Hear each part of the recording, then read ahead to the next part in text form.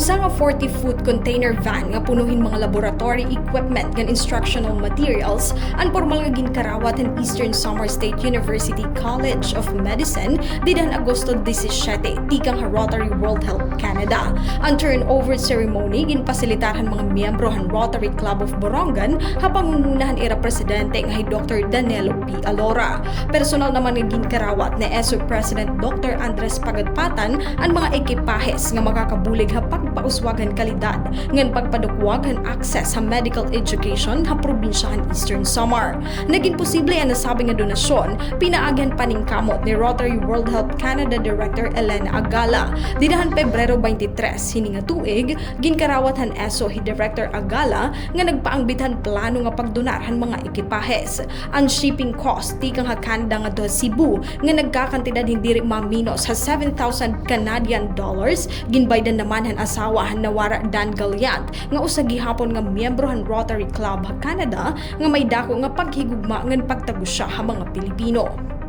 Eastern Samar City University, lago na nga buling ang Eastern Samar City University nga magagamitan niya na timely nga nag-offer rin College of Medicine, and they are going to itiraplano mag-inuhin hospital and infirmary yan ada infirmary masusidlan nito yung infirmary mga medical equipment tumalini.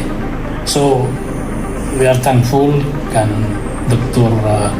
kan Director Elena Agala for facilitating ini ang nag-groundwork dito sa Canada ang natalan ng mga trabaho. Also, simply we are thankful to the late Dan Galyant and pagsagot ang shipping cost from Canada to the Philippines. When she learned that the Rotary World Health is shipping one 40-foot container of medical equipment, hiya ang nag-iyagin commit na hiya itong mabayad ang shipping cost na iyaking kuha didahan abuloy ang kamatayan ng asawa. Ginlalauman han Rotary World Health nga dakon may bubulik han mga medical equipment and instructional materials ha pagpauswag han pag-aram han mga estudyante ha ESO College of Medicine.